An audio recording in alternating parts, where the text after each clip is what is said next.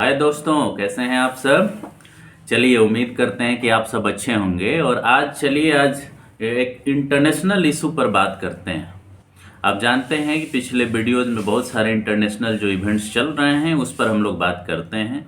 उसका अलग से प्लेलिस्ट है हमारे चैनल पर, उस प्लेलिस्ट को आप खोल करके देख सकते हैं। अल्टरनेटिव व्यू करके वो प्लेलिस्ट है, उसमें आप जा करके जो भी इंटरनेशनल इवेंट्स चल रहे हैं उस पर जो हम बात करते हैं उसके बारे में जानकारी, उस वीडियो के बारे में जानकारी उसमें आपको मिल सकती है। तो चलिए, आज एक नए इशू पर हम लोग बात करते हैं। और उसको इसलिए भी समझना जरूरी है क्योंकि जो पूरी वैश्विक व्यवस्था है, उस वैश्विक व्यवस्था में जो नई नई चीज़ें सामने आ रही हैं वो बड़ा ही गौर करने लायक है। ये इसलिए भी ज़रूरी है क्योंकि आने वाले समय में इकोनॉमिक डेवलपमेंट कैसा होगा, पॉलिटिकल डेवलपमेंट कैसा होगा, आने वाले समय में ह्यूमन राइट्स कैसे होंगे, चाहे वो माइनॉरिटीज़ के ह्यूमन राइट्स हैं, चाहे वीकर सेक्शंस के ह्यूमन राइट्स हैं, चाहे महिलाओं का विमेन जो ग्रुप है या सेक्शन है या क्लास है उसका ह्यूमन राइट्स कैसा होगा। इन सारी चीज़ों के लिए इन घटनाओं को जानना जरूरी है। हाँ दोस्तों, मैं बात कर रहा हूँ सीरिया के बारे में। और सीरिया एक ऐसा कंट्री है, आप जानते हैं कि एक इस्लामिक कंट्री है जहां अभी तक वहाँ जो मोनार्की चल रहा था, वहाँ पर बशर अल असद की मोनार्की थी। वो मुसलमान के अंदर जो सियाइट सेक्ट है उस सेक्ट से बिलोंग करते थे। लगभग 24 सालों से 25 सालों से उनका वहाँ शासन चल रहा था।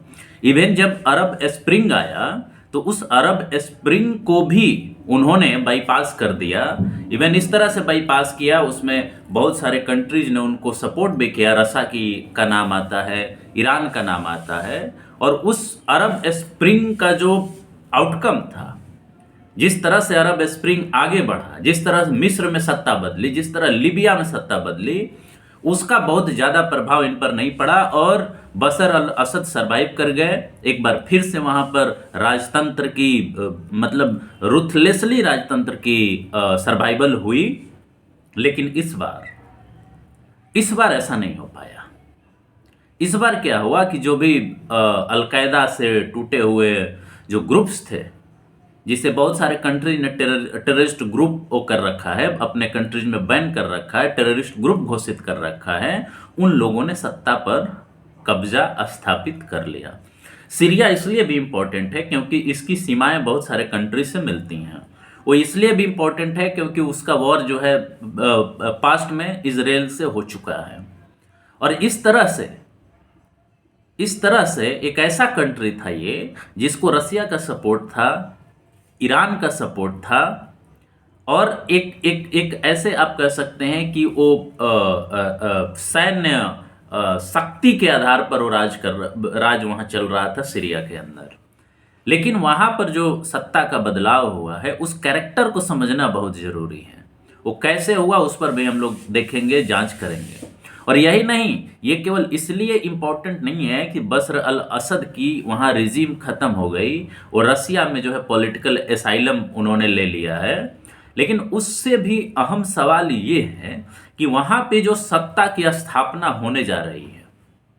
थोड़ा सा आपको इसका मैं बैकग्राउंड बताना चाहता हूँ कि जब वहाँ पर राजतंत्र थी या राजतंत्र था तो कहा जाता है कि उनका डिक्टेटरशिप था। और असल में डिक्टेटरशिप वहाँ था, असल में डिक्टेटरशिप था। वहाँ पर जिस तरह के प्रिजन बने हुए थे वो हिटलर के समय का याद दिलाते थे कि किस तरह से वहाँ ह्यूमन राइट्स को एक्सप्रेस करने वाले लोग, जो माइनॉरिटी हैं, जो और पॉलिटिकल एक्टिविस्ट हैं, उनको किस तरह से वहाँ सप्रेस किया गया, जेलों में किस तरह से बंद रखा गया, कैसे वहाँ टॉर्चर किए गए। और इन सब में कहा जाता है कि रसा का, कहा क्या जाता है, ये फैक्ट है कि रसा का और इराक का बहुत बड़ा समर्थन था। दूसरी बात कि बशर अल असद जो थे वो सिया थे। और आप जानते हैं कि मुस्लिम सेक्ट के अंदर, मुस्लिम रिलीजन के अंदर सियाओं की संख्या कम है। उस हम सिया सुन्नी डिबेट में नहीं जा रहे हैं कि सिया कौन होता है और सुन्नी कौन होता है, लेकिन मुस्लिमों की संख्या के बारे में अगर बात करें तो मेजोरिटी में पूरे वर्ल्ड में सुन्नी है। ये सिया थे और इनको बहुत बड़ा सपोर्ट था हिजबुल्ला से भी, ईरान से भी, क्योंकि ईरान अपने आप में मेजोरिटी वहाँ जो पॉपुलेशन है वो सिया है। तो ईरान की भी इन्हें समर्थन प्राप्त थी, हिजबुल्लाह की भी समर्थन प्राप्त थी, इसके साथ साथ रसा का बहुत बड़ा सपोर्ट प्राप्त था इनको। और इन्हीं लोगों के सहयोग से, मेनली इन्हीं लोगों के सहयोग से पिछली बार जब वहां सत्ता की संघर्ष चल रही थी उसमें वो सरवाइव कर गए। उसमें उन्होंने सरवाइव कर लिया, अपने आप को सरवाइव करा लिया, उनकी सत्ता बरकरार रखी। रुथलेसली उन्होंने पूरे ऑपोजिशन को, या ऑपोजिशन तो होता ही नहीं राजतंत्र में, लेकिन जो भी जिहादी ग्रुप थे, जो भी टेररिस्ट ग्रुप जिनको डिक्लेयर किया गया है, वो अपने आप को नहीं टेररिस्ट मानते, लेकिन वो टेररिस्ट ग्रुप हैं।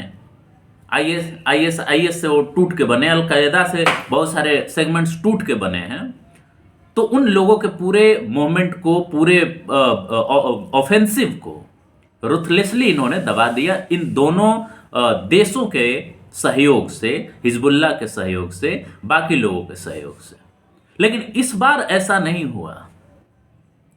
इस बार बड़े आसानी से जो विरोधी गुट था, जो जिहादिस्ट थे सीरिया में, उन्होंने कब्जा कर लिया। उन्होंने कब्जा कर लिया। और ऐसा नहीं लगता था एक दिन पहले कि इतना आसानी से बशर अल असद जो है हार मान जाएंगे, लेकिन यह संभव हो पाया। यह संभव हो पाया। और ये क्यों हुआ? इसके बहुत सारे फैक्टर्स हैं। एक तो बशर अल असद खुद इसके फैक्टर हैं, वो भी एक मुख्य कारक हैं कि जब पूरी दुनिया में जितनी भी परिस्थितियां आप देख रहे हैं, उन परिस्थितियों में राजनीतिक जो अधिकार है, राजनीतिक लोकतंत्र की लड़ाई है, वो हर जगह लोग डिमांड कर रहे हैं, चाहे वो इराक हो, चाहे ईरान हो, चाहे सऊदी अरबिया हो, जो भी इस्लामिक कंट्रीज हैं, जहां राजतांत्रिक व्यवस्था है, वहां लोकतंत्र का डिमांड हो रहा है। लेकिन ये लोकतंत्र के तरफ सत्ता परिवर्तन बढ़ेगा कि नहीं बढ़ेगा, ये बहुत बड़ा सवाल है।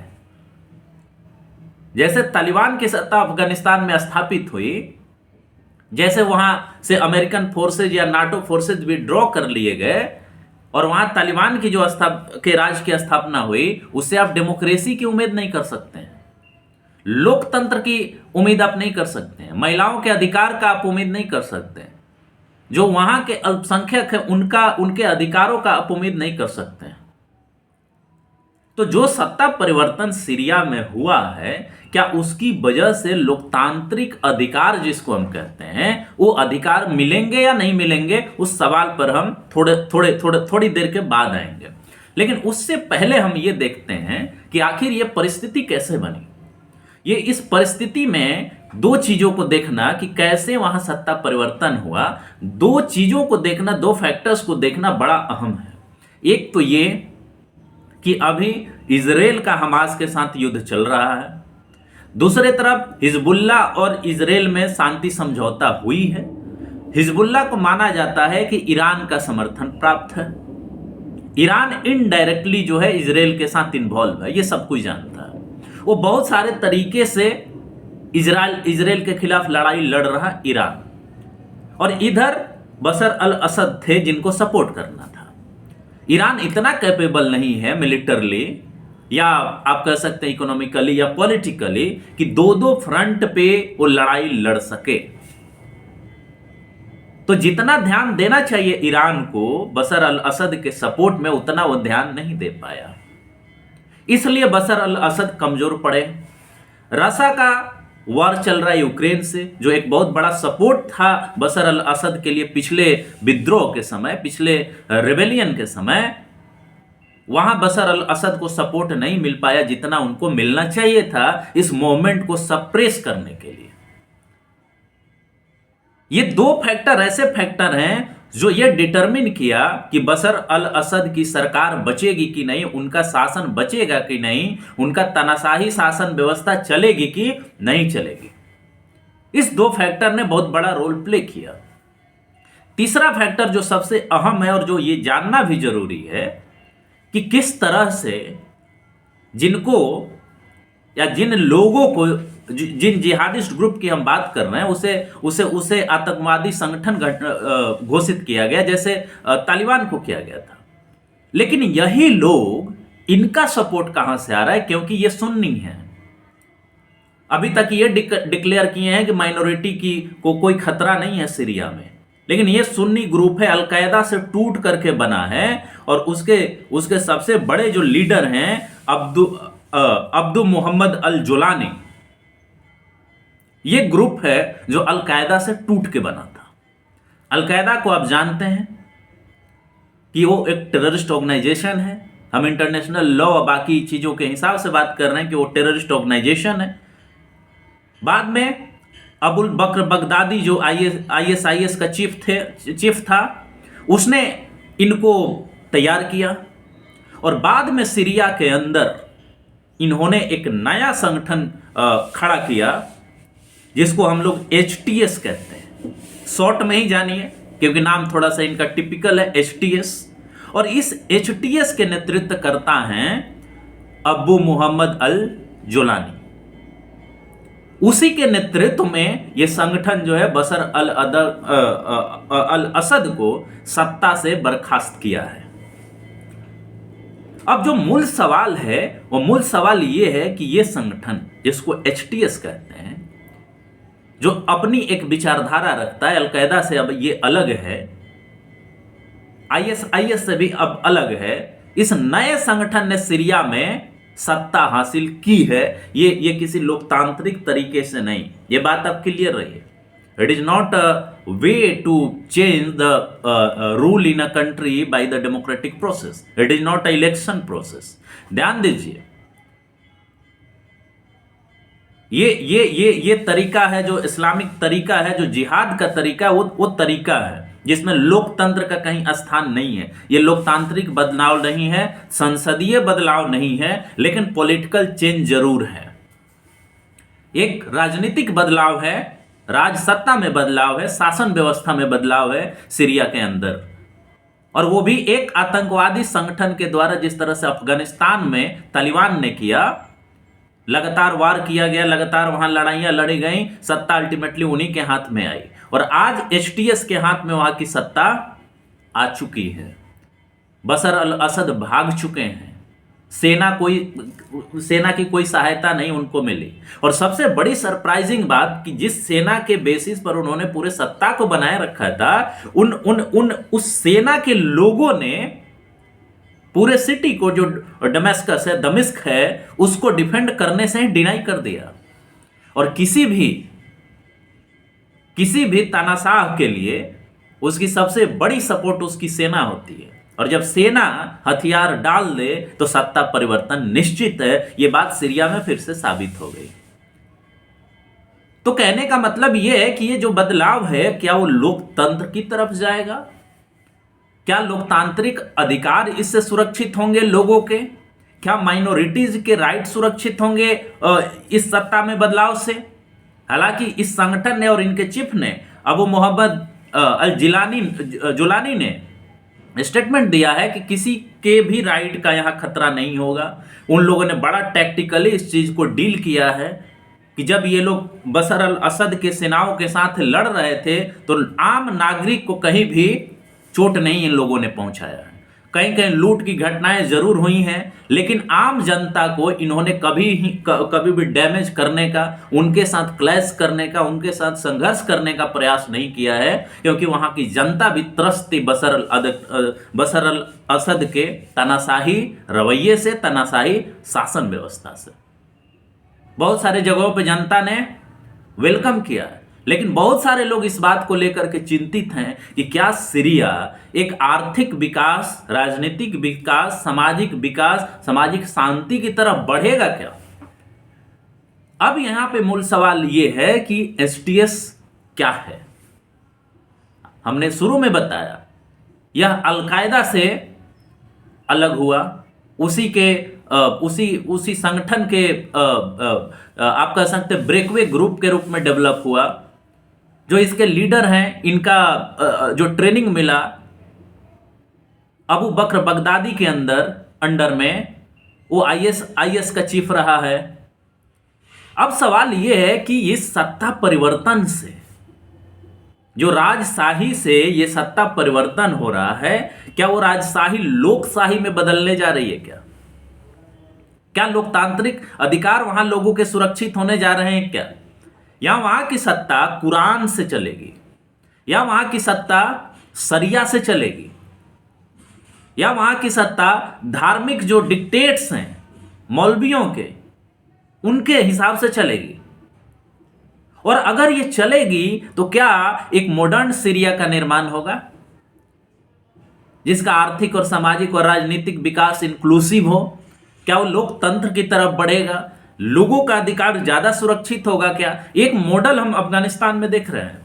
क्या उस मॉडल से वहां की आम जनता खुश है, या वो शासक वर्ग जो शासन कर रहा है, शासन व्यवस्था पे जो बैठा हुआ है, केवल वो खुश है, या उसकी सत्ता चल रही है? ये एक बहुत बड़ा मूल सवाल है, और इस सवाल का जवाब तभी दिया जा सकता है जब इनकी हम शासन व्यवस्था को देखें। लेकिन जो ये संगठन है, जिस संगठन के नेतृत्व में सत्ता परिवर्तन हुआ है, क्या उस परिवर्तन हुए सत्ता को बहुत सारे देश रिकॉग्नाइज करेंगे? इंटरनेशनल लॉ में किसी भी राज्य को, वो अगर राज्य है या नहीं है, बहुत सारे देशों का रिकॉग्निशन बहुत इंपॉर्टेंट होता है। क्या रसा देगा? क्या यूनाइटेड स्टेट्स ऑफ अमेरिका देगा? क्योंकि वो तो लोकतंत्र की बात करता है। उसके यहाँ इस ऑर्गेनाइजेशन को बैन किया गया, टेररिस्ट ऑर्गेनाइजेशन घोषित किया गया। क्या रसिया इसको सपोर्ट करेगा? क्योंकि रसिया तो सपोर्टर है बशर अल असद का। क्या चाइना सपोर्ट करेगा? कौन सपोर्ट करेगा? जैसे अफगानिस्तान में भी धीरे धीरे लोग सपोर्ट करते जा रहे हैं उस सरकार को। इनको कैसे सपोर्ट किया जाएगा? और क्या इससे लोकतांत्रिक व्यवस्था को सपोर्ट मिलेगा क्या? ये एक बहुत बड़ा सवाल है। और वहां के जो लोग हैं, आप बाकी चैनलों का इंटरव्यू, जो इंटरनेशनल न्यूज चलाते हैं, उनको देखिए। वहां के लोग कह रहे हैं, वो डरे हुए हैं, सहमे हुए हैं कि क्या उनके राइट को सिक्योर किया जाएगा।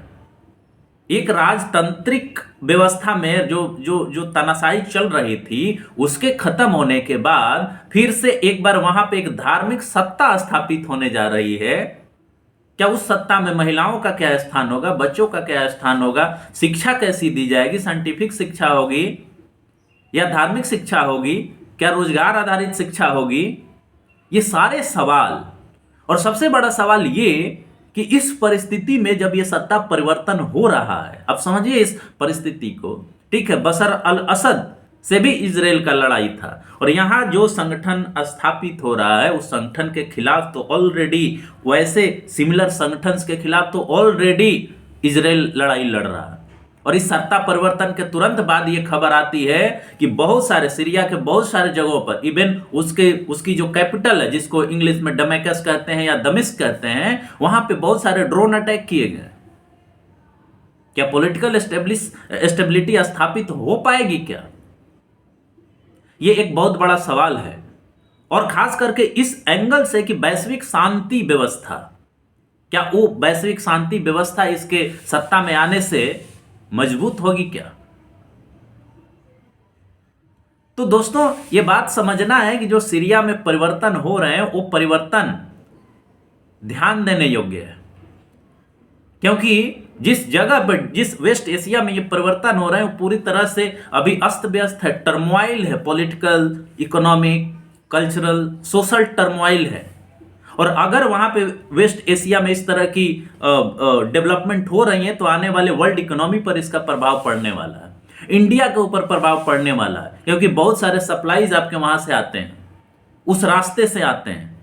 सीरिया में कितने लोग इंडियंस हैं, और वहां पे अगर ऐसी सत्ता व्यवस्था स्थापित होती है जिनका नेतृत्व टेररिस्ट कर रहे हैं, जो डिक्लेयर्ड है इंटरनेशनल लॉ में, जो टेररिस्ट कर रहे हैं, तो आने वाले समय में पूरी जो वैश्विक व्यवस्था है उस पर भी प्रभाव पड़ने वाली है।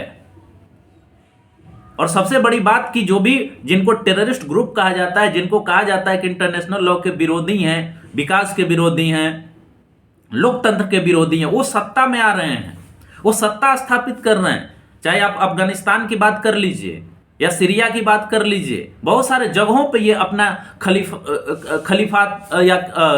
खलीफात जो इनका शासन, इनकी शासन की व्यवस्था होती है, उसको स्थापित करने की व्यवस्था कर रहे हैं। ये जीत रहे हैं हथियार के बल पर, किसी चुनावी प्रक्रिया और लोकतांत्रिक प्रक्रिया के बल पर नहीं।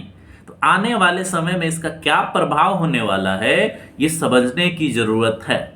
एक बात निश्चित है कि जो भी एक बार सत्ता में आ जाता है उसको रिकॉग्निशन मिलता ही मिलता है, चाहे वो जिस भी तरीके से हो।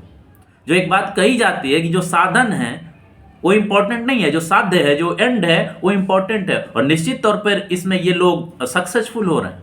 लेकिन आने वाले समय में वैश्विक शांति पर इसका क्या प्रभाव पड़ेगा, अमेरिका कैसे रिएक्ट करेगा, रशिया कैसे रिएक्ट करेगा।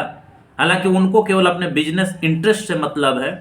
वेस्ट एशिया में या सेंट्रल एशिया में वो ये देखते हैं कि हमारा बिजनेस इंटरेस्ट कौन प्रोटेक्ट करेगा। उनको इस बात से फर्क नहीं पड़ता है कि राजशाही चल रही है या लोकशाही चल रही है। तो ये भी बात देखना होगा। और क्या रसिया, जिसको रूस कहते हैं, क्या अब उस पोजीशन में है कि वर्ल्ड के किसी कोने में अगर कोई घटना हो रही तो उसमें वो इंटरफेयर कर सके इफेक्टिवली, या अमेरिका के हाथ में है क्या कि वो इफेक्टिवली चीजों को डील कर सके? ये भी एक बहुत बड़ा सवाल है। इंडिया क्या रोल प्ले कर सकता है, ब्रिक्स क्या रोल प्ले कर सकता है, ये भी देखने वाली बात होगी आने वाले समय में। तो दोस्तों, जो भी वैश्विक व्यवस्था में चेंज हो रही है उसको आप देखिए, समझिए, जानकारी हासिल करिए, हमारा वीडियो देखिए और एनालाइज करिए चीजों को कि आने वाले समय में वैश्विक व्यवस्था कैसे चलने वाली है, क्योंकि इससे आपकी जिंदगी जुड़ी हुई है। अगर वैश्विक व्यवस्था शांतिपूर्ण चलती है, लोकतांत्रिक तरीके से चलती है, तो आपके अधिकारों को सुरक्षा मिलेगी, आपके अधिकार सुरक्षित होंगे, क्योंकि वर्ल्ड पूरी तरह से अब कनेक्टेड है। बिजनेस, व्यापार, ट्रेड, कॉमर्स सब सारा कनेक्टेड है। तो इसी के साथ मैं अपनी बात को इस वीडियो में समाप्त करूंगा और आपसे उम्मीद करूंगा कि हमारे वीडियो को देखें, हमारे चैनल को लाइक करें, हमारे चैनल को सब्सक्राइब करें, शेयर करें और डिस्कशन करें, सवाल करें कि और किन इशू पर हम आपके सामने अपना वीडियो लाएं, इंटरनेशनल इश्यूज पर। इसी के साथ मैं अपनी बात को समाप्त करता हूं। नमस्कार, धन्यवाद, जय हिंद, जय भारत।